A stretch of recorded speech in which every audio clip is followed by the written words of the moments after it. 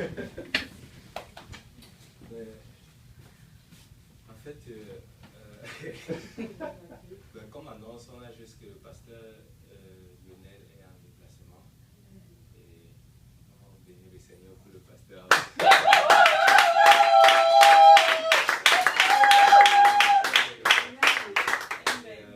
On bénit aussi sa femme.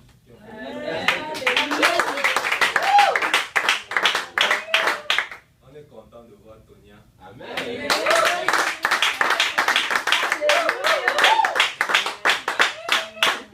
Et aujourd'hui, il n'y a pas beaucoup de monde parce qu'il y a certaines personnes qui m'ont appelé pour demander s'il y aura même service parce que, comme ils savaient que le pasteur était en déplacement, il y avait des familles qui sont à Saint-Michel d'habitude.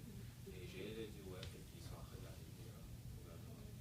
Et comme annonce, il n'y a pas grand temps. Demain, on est en train de prier justement pour avoir un service le dimanche ici à Saint-Michel.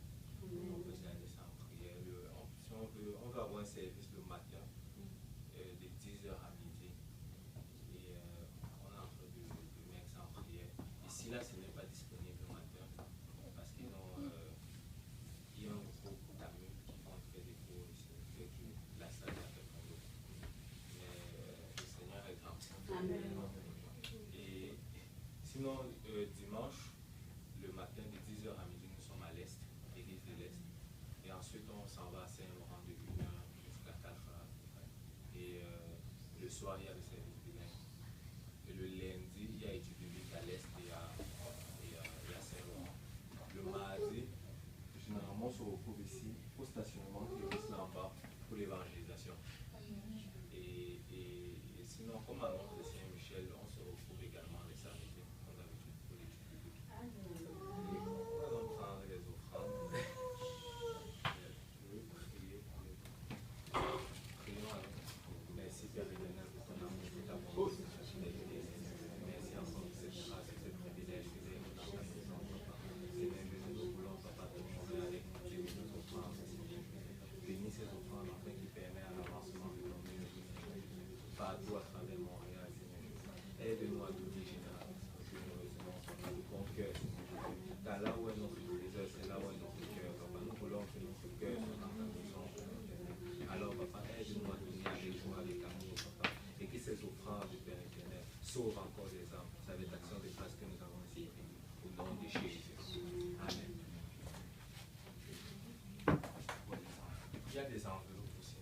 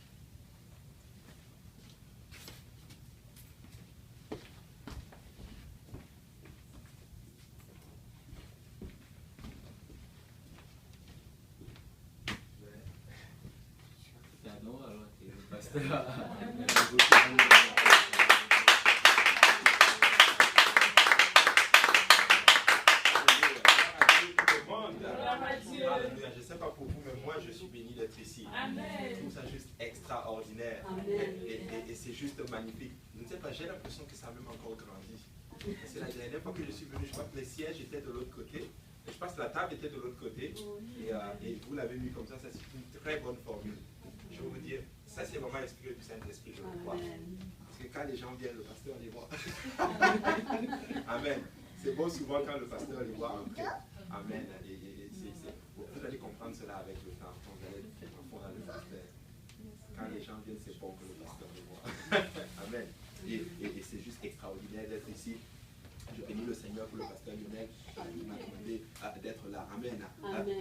Qui aime son berger? Amen. Vous devez aimer le pasteur Lionel. Amen. Celui qui n'aime pas le pasteur Lionel, devinez ce qu'on va faire. On va jeûner, on va prier, on va même faire une retraite spéciale pour toi. Amen. Et nous bénissons beaucoup le Seigneur pour le pasteur Lionel qui fait un travail extraordinaire avec le groupe des jeunes, avec Saint-Michel, à Saint-Laurent, à l'Est, un peu partout. Amen. Il est partout. Amen. C'est juste qu'on ne peut juste pas le diviser en plusieurs parties. Amen. Sinon on allait laisser une partie à Saint-Michel, une partie à Dallas. Amen. Et c'est juste extraordinaire. C'est un honneur et un privilège pour moi de me tenir ici devant vous. Amen. Et je sais que le Seigneur va faire de grandes choses. On peut déjà voir que le Seigneur est en train de faire de grandes choses à Saint-Michel. Je vous assure, quand je suis arrivé ici, je priais, je disais, Seigneur, montre-moi quelque chose sur Saint-Michel. Montre-moi quelque chose sur Saint-Michel. Et vous savez ce qui m'impressionne à Saint-Michel, le potentiel qu'il y a ici, c'est les familles. Amen. Il y a un man de famille que vous ne pouvez pas imaginer.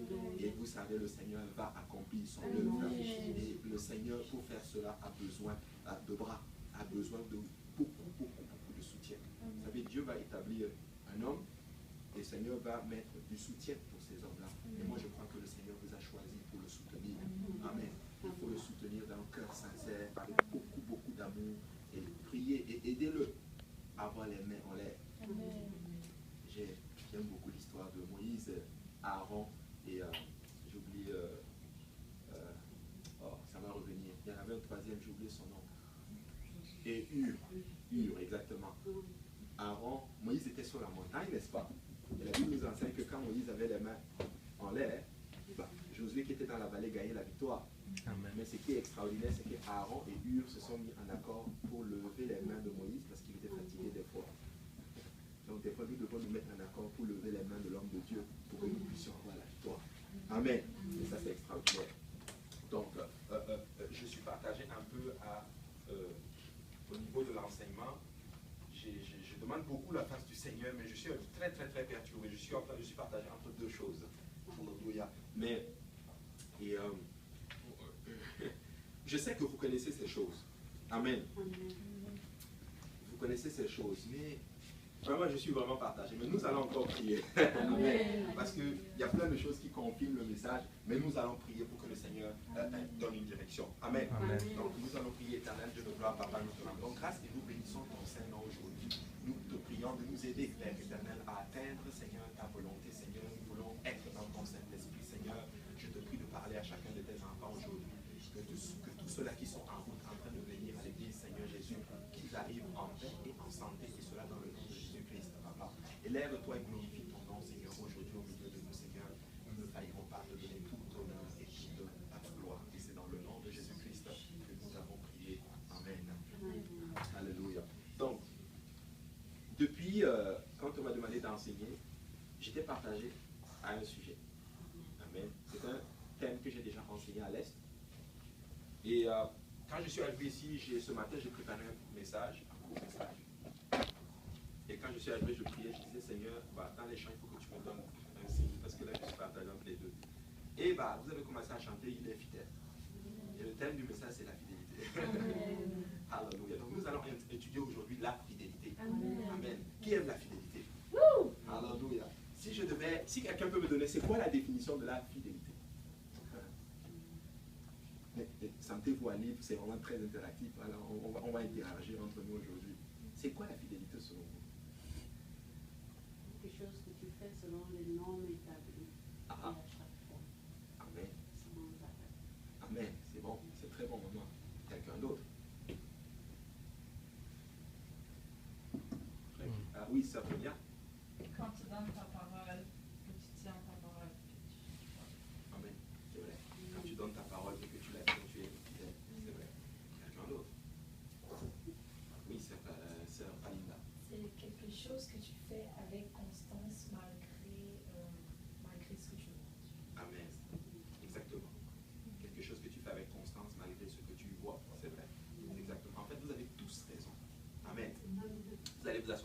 du Seigneur. Mais la fidélité, effectivement, c'est tout ce que vous avez dit. Amen. Ça peut être la constance, ça peut être malgré les choses établies, tu les fais. Amen. Tu les fais tout simplement parce que tu es fidèle. Et nous avons été créés à l'image du Seigneur Jésus. Et nous savons que Jésus a un caractère particulier, et c'est ce que nous avons chanté tantôt, c'est la fidélité. La fidélité, ça veut dire ceci, c'est que peu importe ce qui va arriver, tu es sûr que cette chose va toujours fonctionner comme elle fonctionne toujours. C'est ça qui est le point fondamental avec la notion de la fidélité. Je suis fidèle à mon épouse. Peu importe ce qui va arriver, je suis avec elle. C'est ça la fidélité. D'ailleurs, nous le disons, pour le meilleur et pour le pire. Amen. Donc voilà pourquoi la notion de fidélité entre dans des principes comme le mariage. La notion de fidélité entre dans certains principes comme par exemple le travail. La notion de fidélité entre dans plein de principes que vous allez avoir justement à faire. Amen. Mais cet enseignement, le Seigneur me l'avait donné une fois bizarrement. Il me l'avait donné quand je passais juste à côté d'ici, dans la zone de Saint-Michel. Il y a très longtemps. J'allais chercher ma fille à l'école, qui était à l'école un peu devant là, ici.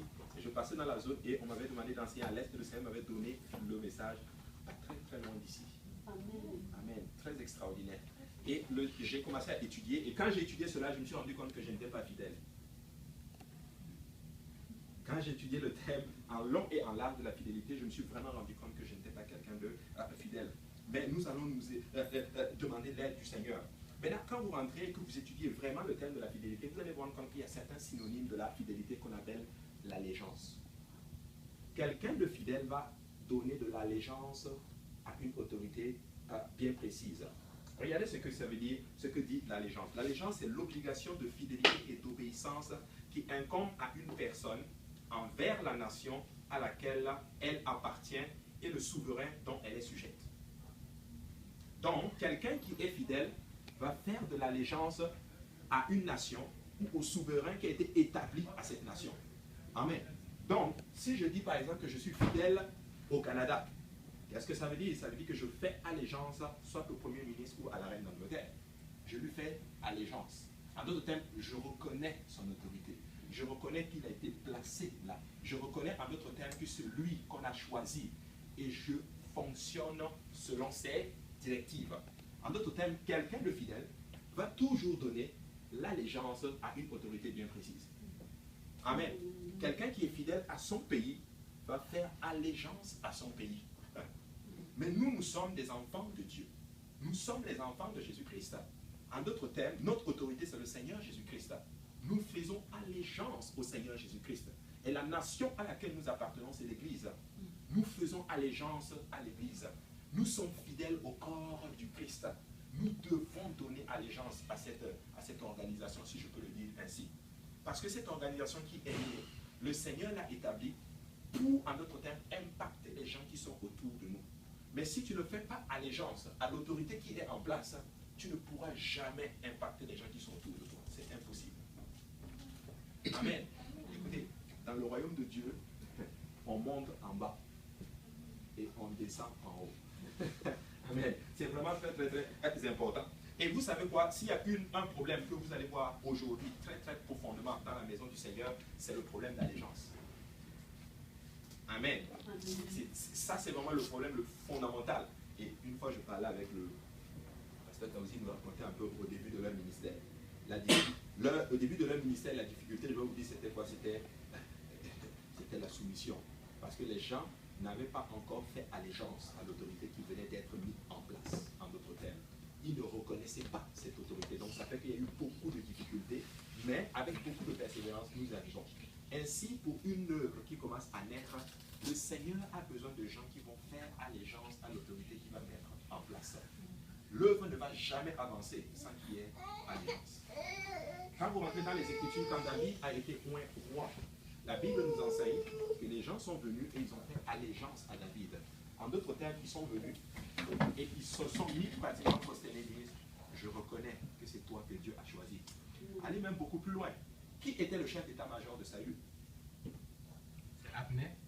C'était Abner. Abner. Merci. Qui était le chef d'état-major de David? Joab. Mais est-ce que vous savez que Abner, bien qu'il était sous David, plutôt était sous Saül, reconnaissait l'autorité de David. Il savait que Dieu avait choisi David. Mais parce que Saül avait l'onction, il est resté sous l'onction. Il est resté sous Abner jusqu'à ce que Saül meure. Et dès que Saül est mort, il est venu faire allégeance à David. Que je reconnais ton autorité. Amen. C'est extraordinaire. C'est juste des principes d'autorité qui entrent comme ça dans les Écritures. Et vous allez voir que si on les applique, vous allez voir que ça va juste marcher. C'est juste extraordinaire. Et maintenant, quand David devient roi, la Bible enseigne que justement, il a commencé à fuir de captivité en captivité, de caverne en caverne. Et personne ne voulait reconnaître son autorité. Personne ne connaissait. Pourtant, l'onction était sur lui. C'est Dieu qui a oint. Maintenant qu'on venait aujourd'hui, le Seigneur m'a dit quelque chose dans mon esprit. Et je crois que c'est spirituel, vraiment. Je le pensais comme ça. Là. Je crois que ceux que Dieu appelle auront beaucoup de difficultés d'allégeance. Mais ceux qui viennent eux-mêmes n'ont pas ces problèmes-là. C'est bizarre. Tu n'as pas compris? Tu n'as pas bien compris cette partie? Maman. Ceux que Dieu appelle, comme David, tu vas avoir beaucoup de problèmes d'allégeance. Mais il y a des gens qui viennent eux-mêmes, qui s'autoproclament pasteurs. Et nous le voyons dans le monde. Voici le problème, justement. Il y a des gens qui s'autoproclament pasteurs, par exemple. Et les gens le suivent. Amen. Des méga churches en Afrique, là, allez-y voir. Comme Absalom aussi. Comme Absalom, par exemple. Comment se fait-il que les gens ont suivi Absalom? Il est venu par lui-même. Et les gens le suivent. Mais celui que Dieu a appelé, il est de caverne en caverne.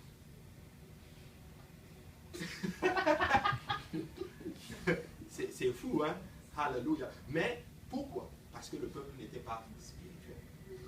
Mais celui qui est spirituel va reconnaître l'onction, va reconnaître l'autorité qui est en place. Donc ça, c'est une notion de la fidélité. Et ça, c'est vraiment extraordinaire. Et une autre notion de l'allégeance que je ne sais pas si vous avez perçu la définition, mais il y avait deux mots-clés. Je ne sais pas s'il y en a qui l'ont vu. Je répète la définition.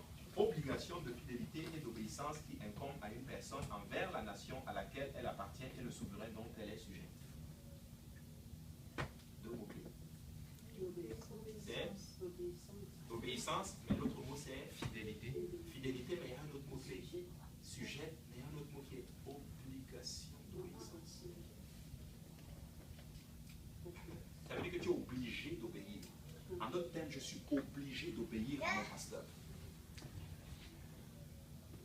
Amen. Ce n'est pas un choix. Amen. Amen. Donc, je choisis de vivre pour Jésus. Mais je suis obligé d'obéir, en d'autres termes, au commandement de Jésus lorsque je choisis de vivre. Amen. C'est très, très important. Donc, nous voyons cela et ça, c'est vraiment important. Donc, la reconnaissance de l'autorité incombe beaucoup à l'homme fidèle. Mais il y a quelque chose d'autre qui apparaît aussi dans la notion de la fidélité, c'est ce qu'on appelle la constance. Quelqu'un de fidèle va être constant. Et je me dis, le Seigneur, la sœur Palinda a sorti le mot constant. Qu'est-ce que la constance? La constance, c'est le caractère de quelque chose qui reste identique et qui ne varie pas. Amen. Tu ne changes pas. La Bible enseigne que nous avons été faits à l'image de notre Dieu. Mais il y a un caractère particulier de notre Seigneur Jésus-Christ. Il y a un caractère particulier de notre Dieu. C'est quoi? Il ne change pas. Donc si Dieu ne change pas, ça veut dire que nous aussi, nous ne devons pas changer malgré les circonstances. Si j'ai été fait à l'image de Dieu, mon Dieu est saint. Je dois être saint. Si j'ai été fait à l'image de Dieu, mon Dieu est patient. Je dois être patient. Si mon Dieu est miséricordieux, je dois être miséricordieux. Allons plus loin. Mon Dieu est fidèle. Je dois être fidèle. Donc nous avons ce caractère, mon frère. Et c'est juste magnifique. Nous sommes constants parce que Jésus-Christ est constant. Donc la constance, en d'autres termes, c'est le caractère de quelque chose qui ne change pas. Qu'est-ce que ça veut dire? C'est-à-dire que tous les jours, je suis assigné pour nettoyer l'église. Je suis fidèle et je ne change pas. Peu importe ce qui arrive, quoi qu'il arrive, je vais nettoyer cette salle-ci. Amen. C'est juste très important. Et nous voyons beaucoup de gens qui disent, oh, je suis fidèle. Oh, je suis un fidèle de l'église. Alléluia. Mais quand il y a des tâches qui incombent à l'église, tout le monde fuit. Tac, tac, tac, tac, tac. Pourquoi? Parce que mon livre est en train de partir. Mais si tu es fidèle, tu vas rester constant dans ce que tu fais. Voici la notion de la fidélité. La constance, c'est que tu ne changes pas ce que tu fais. Amen. Si tu es fidèle à Dieu, tu ne vas pas changer ta façon de prier, ou plutôt, pas ta façon, mais tu ne vas pas arrêter de prier. Tu vas être constant dans ce que tu fais. Donc, quelqu'un de fidèle est quelqu'un de constant. Amen. Si je prie toujours pour quelqu'un, ben, je vais toujours prier pour la personne. Je ne changerai pas. Je disais ceci à une personne la dernière fois, je lui disais ceci. Je peux comprendre que des fois, il y a beaucoup de frustration qui peut arriver. Mais de grâce, ne change pas. Reste pareil. Aime toujours. Fais toujours confiance. Ne change pas. Parce qu'il y a quelque chose, justement, et vous allez vous rendre compte qu'il y a quelque chose de très, très, très troublant, même dans le monde des entreprises. C'est ce qu'on appelle la variabilité des prix. S'il y a quelque chose qui choque les gens, pour ceux qui ont des voitures, par exemple, c'est quand le prix de l'essence varie. Montagne russe, montagne russe, montagne russe. Ça peut déstabiliser ton budget. Beaucoup. Mais quand c'est constant, tu sais à quoi t'attendre. Quand tu travailles avec des gens constants, tu peux facilement les faire confiance. Alors, mes frères et sœurs, je suis là pour vous demander, soyez constants dans ce que vous faites pour le nom du Seigneur. Si vous voulez voir une grande œuvre grandir, qui va impacter la zone-ci, et au-delà, ça implique de la constance dans ce que nous faisons. Si tu n'es pas constant, tu vas fluctuer en dents de scie, en dents de scie. Devinez quoi? Les résultats vont être aussi en dents de scie. Même dans ta propre relation personnelle avec Dieu. Tantôt tu es sur la montagne, tantôt tu es dans la vallée. Tantôt tu es sur la montagne, tu es dans la vallée. En fait, tu es juste... Voilà pourquoi il y a des personnes qui quittent la maison du Seigneur et reviennent. Ils restent un temps, ils partent et ils reviennent. Ils partent et ils reviennent. Pourquoi? Il n'y a pas de constance. En d'autres termes, ils n'ont pas encore saisi la notion de la fidélité. Quelqu'un de fidèle est une personne constante. Amen. Et il dit ceci justement, c'est dans tout engagement pris avec le Seigneur, nous devons en d'autres termes être constants dans la notion de la prière. Je reviens encore là-dessus, mes frères et sœurs. Sans la prière, nous ne pourrons jamais avancer. Sans la prière, devinez quoi? Nous pouvons tout fermer. Si nous ne sommes pas constants dans la notion de prière, laisse-moi te dire que tu ne pourras pas avancer. Impossible. Et j'en reviens encore une fois pour dire ceci. Pour moi, la réunion de prière, c'est la réunion la plus importante de la semaine. Nous devons, en d'autres termes, nous arranger de telle sorte que nous devons avoir un temps de prière. Il faut prier. Et nous, lorsque nous prions, nous devons quitter cette zone de moi, l'égoïsme. Et récemment, on regardait et on voyait justement, tu peux voir cet esprit égoïste qui plane aussi dans l'église. La preuve, c'est que dans les réunions de prière, quand on va prendre les requêtes, c'est prier pour moi, prier pour mon équipe, prier pour ceci, prier pour cela. C'est moi et moi. Mais si nous focalisons cela sur les âmes et que ça devient ce qu'on appelle la prière de l'intercession. Quand vous venez à l'église de l'Est, vous allez voir, samedi, c'est marqué quoi?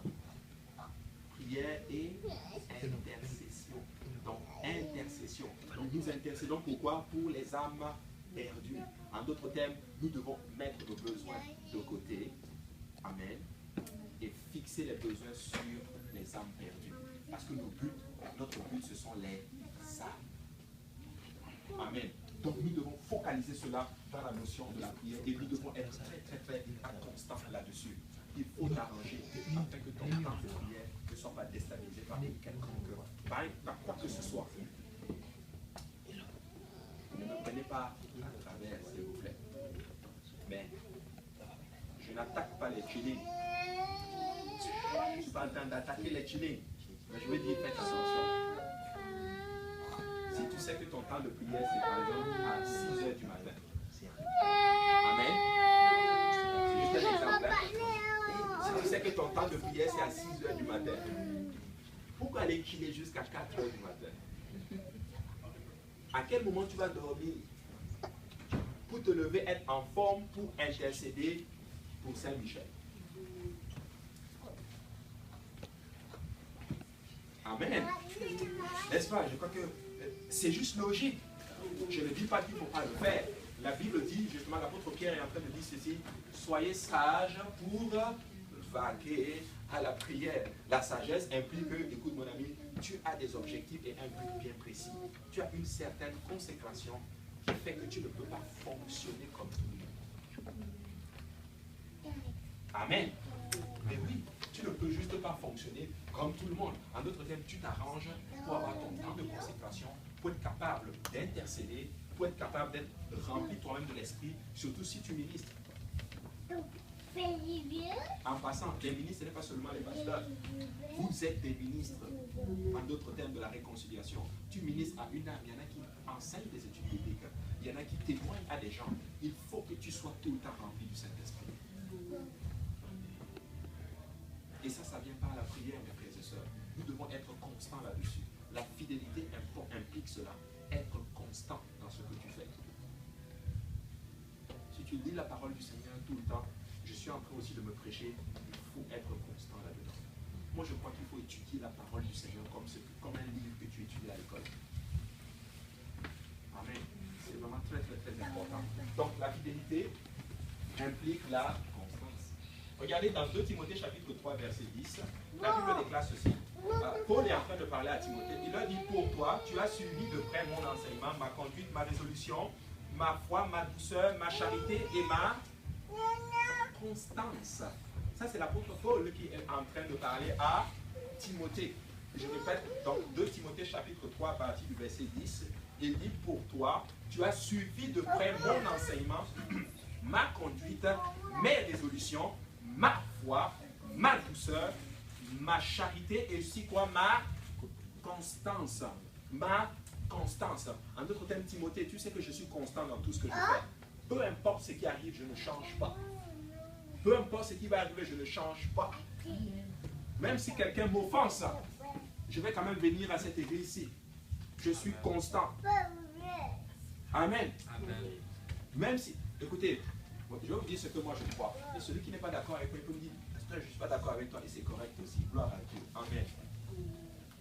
La seule chose qui peut te pousser à quitter l'église, c'est qu'on ne prêche pas la vérité. Amen. La seule chose qui peut te pousser à quitter une église, c'est que dans ces lieux, on ne prêche pas la vérité. Amen. C'est très important. Une fois j'enseignais, je pense que tu dois couper cette partie ici. Non, je pas qui.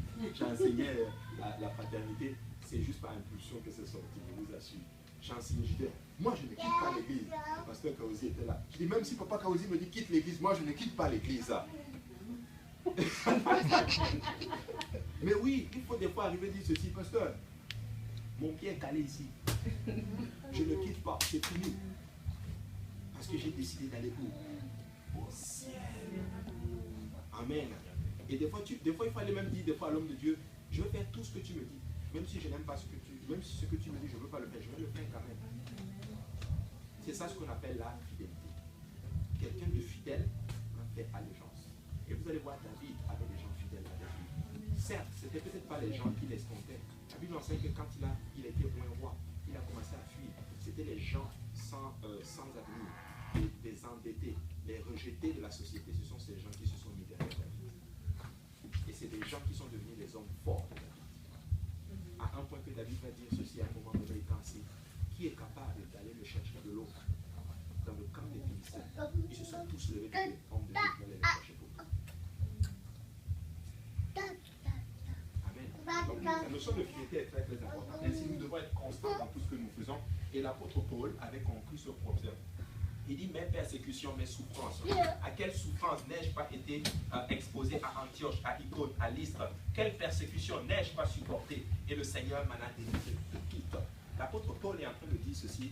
Tu parles de persécution, tu parles de difficultés. Écoutez, l'apôtre Paul est quelqu'un qui a beaucoup souffert. Je ne suis pas en train de minimiser les souffrances par lesquelles nous faisons face. Et beaucoup de gens passent par des persécutions. Mais laissez-moi vous dire une chose. S'il y a quelqu'un qui a beaucoup souffert, c'est bien l'apôtre Paul. Mais l'apôtre Paul est en train de nous dire, vous connaissez ma constance. Amen. Vous connaissez ma constance. La Bible dit qu'il y avait une écharpe. Il dit, Seigneur, délivre-moi de l'écharpe, s'il vous plaît. Enlève ce mal qui est en moi. Tu sais que j'ai mal dans mon corps. Pourtant, mes mains imposées sur les gens les guérit instantanément. Mais j'ai une écharpe. J'ai mal dans mon corps, Seigneur. Et je cours partout pour faire ta volonté. Et ça arrive même des fois que mon manteau imposé sur les malades les guérit. Et ce manteau est toujours sur moi. Et j'ai une écharpe. S'il vous plaît, délivre-moi de cela. Enlève cette écharpe de moi. Le Seigneur a dit non. La grâce te suffit. Et l'apôtre Paul est encore en train de dire ceci à Timothée. Tu connais ma constance. Je ne changerai pas. Parce que mon Dieu ne change pas. Je serai un homme fidèle. Et si je décide ceci, tu vas voir que là, à ce moment-là, Dieu va comment tu entres dans cette dimension où Dieu dit, tu es prêt à ce que je t'utilise. Parce que pour utiliser quelqu'un, Dieu va te faire atteindre des dimensions et des dimensions. Et une fois que tu atteins tel niveau de dimension, il t'utilise à tel niveau. Quand tu montes à l'autre dimension, il t'utilise à tel niveau. Ainsi, mes frères et sœurs, ce que je suis en train d'enseigner aujourd'hui, c'est pour bâtir un ministère qui est en train de s'élever, un ministère glorieux et puissant. Et je crois de tout mon cœur que le Seigneur va faire des choses qui dépassent notre pensée. Le Seigneur va élever une église forte et puissante. Des gens viendront que vous avez peut-être évangélisé il y a peut-être quelques mois. Vous n'allez même pas les reconnaître. Ces personnes vont vous dire ceci. Tu m'avais évangélisé à tel jour. Ou bien peut-être que tu passais et de ta poche une carte est tombée. Et je passais derrière, j'ai pris cette carte. Et quelque chose m'a dit de venir à cette adresse. Et la personne vient, et c'est une personne que Dieu va utiliser à un mes frères et sœurs, développons la fidélité. Parce que l'onction accompagne les gens fidèles. Amen. Et ça, c'est vraiment c'est important. Amen. C'est vraiment très important. Donc, la constance à faire toutes les choses de Dieu et la fidélité implique donc cette conscience. Apocalypse chapitre 2, verset 18 à 19 déclare ceci. Le Seigneur dit à l'église de Thyatire, il dit, écrit à l'ange de l'église de Thyatire, voici ce que dit le Fils de Dieu, celui qui a les yeux comme une flamme de feu et dont les pieds sont semblables à de l'airain ardent. Je connais tes œuvres, ton amour, ta foi, ton fidèle service, mais aussi ta constance et tes dernières œuvres plus nombreuses que les premières. Le Seigneur a pris une église ici, qui est l'église de Thyatire. Il la reprimande, mais il a dit ceci, que je reconnais qu'il y avait quelque chose en toi. Et ce qu'il y avait en toi, Apocalypse chapitre 2, du verset 18 à 19. Je reconnais quoi? Ta constance. Tu es constant dans ce que tu fais. Tu n'es pas quelqu'un qui fluctue et qui varie en dents de scie. Il y a des gens, tu ne peux juste pas les faire confiance. Aujourd'hui, ils sont là. Demain, ils ne sont pas là. Aujourd'hui, ils sont là. Demain, ils ne sont pas là. Aujourd'hui, ils sont là. Demain, ils ne sont pas là. Donc, c'est difficile. Amen. C'est difficile. Mais lorsque nous développons ces choses, je vous assure que des fois, Dieu lui-même va être constant aussi dans ce qu'il fait avec vous. Amen. Il fut un temps où j'avais remarqué quelque chose. Dans ma propre vie spirituelle, c'était arrivé à une place où quand je priais, je voyais des choses qui arrivaient. Je prie, je ressens que quelque chose se passe. Amen. Et des fois, j'attendais quand il y a des moments spéciaux pour prier. Et quelque chose se passait jusqu'à ce que le Seigneur m'a parlé. Tu n'es pas un homme fidèle. Parce que tu pries juste pour avoir des résultats. Tu pries pour avoir telle chose. Mais en fait, tu ne pries pas juste pour établir une relation avec moi. Tu ne pries pas pour avoir de la constance, en d'autres termes. Vous savez quoi? Quand tu fais quelque chose et que tu es constant dans ce que tu fais, laissez-moi vous dire que tu arrives à une place, tu deviens en d'autres termes quelqu'un d'expérimenté. Tu deviens expérimenté. C'est ça qui est bon. Amen. Donc, cette église de Thyatire avait un point particulier, c'était sa constance. Mon frère, ma soeur, si Dieu t'a assigné une tâche, sois constant dans cette tâche. Ne permets pas à quoi que ce soit de changer cela en toi. Des fois, il y a certaines personnes, par exemple, qui vont être... Je donne un exemple. Par exemple, si on avait quelque chose, une projection ici, on dit par exemple, bon, frère Pierre, c'est toi qui vas t'occuper de la projection. C'est bon, il le fait très bien. Et puis un beau matin, sur un coup de tête, il a peut-être un problème avec la sœur, je ne sais pas moi, sœur Kelly par exemple. Ou bien ce matin à la maison, maman a dit, écoute, range ta chambre et bon, sur un coup de tête, il n'a pas fait, maman dit, ok, je prends un exemple, c'est pas ça qui va arriver. Et sur un coup de tête, il arrive et il ne le fait pas. Ou bien pasteur l'a réprimandé, pasteur Lionel le réprimande sur quelque chose qu'il fait et il change et il ne le fait pas. Ou bien il le fait mal. Ça devient ce qu'on appelle le zèle amer dont la Bible déclare. Ton zèle est amer. Et la Bible dit que cela est diabolique. Amen. Ainsi, la constance implique que peu importe ce qui arrive, je ne change pas. Je le fais. Je le fais parce que c'est pour Dieu. C'est pour Dieu que je le fais. Voilà pourquoi. Et je vois beaucoup de personnes comme cela. Sur un coup de tête, non, moi je ne le fais pas aujourd'hui. Pourquoi on me parle comme ça d'ailleurs? Écoutez, vous ne voulez pas, je ne le fais même plus. Ok. C'est correct. Si tu ne le fais pas, bah, Dieu va amener quelqu'un d'autre. C'est juste logique. Regardez. Si je m'assois toujours à cette place, amen, et que le jour je viens que je ne m'assois plus, devinez qu'est-ce qui va se passer? Quelqu'un doit venir s'asseoir dessus. Vous savez, moi j'ai compris quelque chose avec Dieu. Si ce n'est pas moi, ça va être quelqu'un d'autre. Amen. Si ce n'est pas moi, et Dieu est spécialiste dans ça. Si ce n'est pas toi, c'est quelqu'un d'autre. Amen. Ça c'est vraiment important. Troisième point, l'homme fidèle a ce qu'on appelle la foi. Oh, les gens vont dire que le frère Bouille enseigne beaucoup sur la foi. Oui, c'est vrai, j'enseigne beaucoup sur la foi. Car sans la foi, il est impossible d'être agréable à Dieu.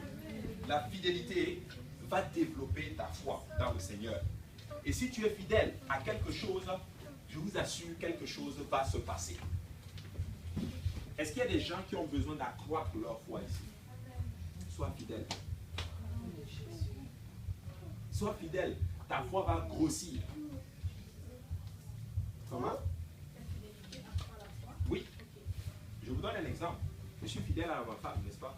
Plus je passe du temps avec elle, plus j'ai foi en elle. Plus je lui fais confiance. Amen. Donc ma foi dans ma femme est beaucoup plus grosse qu'au début. Pourquoi? Parce que je suis fidèle à elle et je fais tout ce qu'elle me demande. J'essaie de faire tout ce qu'elle me demande. Amen.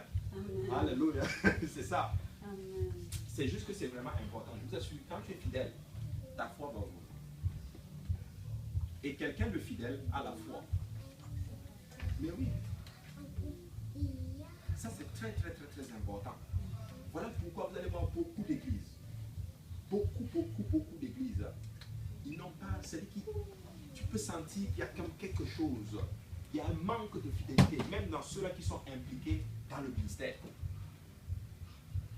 Leur consécration n'est pas constante. Leur vie de prière n'est pas constante. Il n'y a aucune fidélité. Pourtant, ils sont toujours là. Amen. Ils sont toujours là. Mais il y a quelque chose qui manque. Quand le pasteur va donner un projet, par exemple, ils vont avoir du mal à croire à ce projet.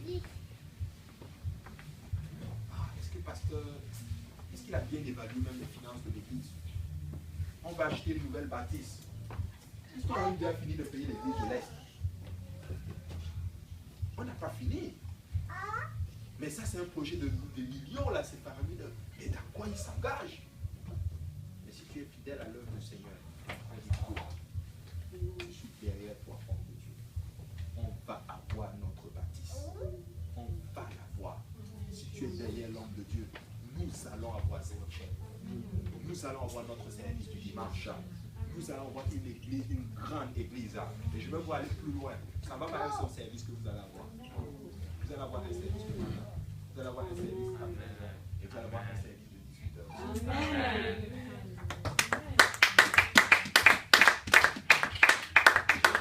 Pourquoi? Parce que ce n'est pas ma parole. La Bible déclare que la dernière moisson sera beaucoup plus grande que la première moisson. C'est les Écritures qui le déclarent. La dernière moisson, elle sera plus grande que la première. C'est pas moi qui le... Écoutez, des âmes viendront. Les âmes viendront. Et on le voit d'ailleurs. Quand vous revoyez l'église actuelle dans laquelle nous sommes, Il y a beaucoup d'âmes qui arrivent, mais nous avons du mal à les contenir. Pourquoi? Parce que nous ne sommes pas fidèles. Beaucoup d'âmes partent parce que ceux qui s'occupent d'eux ne sont pas fidèles. Vrai ou faux? Oui. Il n'y a pas de fidélité dans leur suivi. Il n'y a pas de fidélité dans leur étude biblique. Je suis fatigué aujourd'hui. Oh, j'ai étudié hier soir, on est resté jusqu'à 4 h du matin. Je suis fatigué alors que l'étude est à 8 h. Tu te lèves, tu prends juste la Bible, la chapitre. Tu vas t'asseoir, tu l'enseignes. Et tu l'enseignes. Et tu sens que l'esprit a bougé. Et bizarrement, la personne ne grandit pas. Il n'y a pas eu de préparation. Écoutez-moi, mes frères et sœurs. Nous comptons sur l'onction du Saint-Esprit lorsque nous enseignons. Mais je vais vous dire une chose. Si tu fais ces choses sans te préparer, à un moment donné, ça va te ramasser. Amen. Nous devons nous préparer lorsque nous allons pour faire ces choses. Écoutez, tu as une étude biblique, trouve le temps de te reposer mentalement, physiquement, étudie les Écritures, prie et demande l'aide du Seigneur et va enseigner la personne. Ça va changer. La personne va rester. Ce que je suis en train de vous enseigner aujourd'hui, on a étudié au Purpose Institute. Dieu honore beaucoup la préparation. Si tu ne te prépares pas, ça va marcher à un moment donné. Ça va marcher une fois. Ça va marcher 2 fois. Ça va marcher 3 fois. Mais à un moment donné, tu vas te rendre compte que mon ami, il y a quelque chose qui ne va pas. Ainsi, nous devons être fidèles dans ce que nous faisons. Et quand tu le fais, je vous assure, tu vas avoir une foi qui déplace les montagnes. Tu vas enseigner la personne, tu vas lui enseigner la parole du Seigneur, exactement la même chose qu'une autre personne va enseigner et la personne va rester. Amen. Donc c'est très important. Donc moi je suis de ceux qui croient que pour garder les âmes, nous devons travailler sur nous-mêmes d'abord. Amen. Nous devons vraiment beaucoup travailler sur nous-mêmes. Et quand tu fais confiance et que tu commences à marcher comme cela, ta foi commence juste à s'accroître. Et ça c'est vraiment important. J'aime beaucoup prendre l'exemple du pasteur Graham. Qui connaît le pasteur Graham? Qui aime le pasteur Graham? Alléluia. Amen. Tout. Pasteur Graham a quelque chose de très particulier. Qui c'est ça? La fidélité. Oh ouais, ça c'était très facile. Mais il a quelque chose qu'il fait très souvent. C'est la prière. Ma femme, quand elle habitait à Saint-Laurent, ma femme allait beaucoup à Saint-Laurent prier et tout. Ma femme m'a dit ceci, que tu viens à 9 h, c'est ça, je dis ça, 9 h. Il est toujours en train de faire le tour de l'église, en train de prier. Toujours, à moins qu'ils soient en voyage.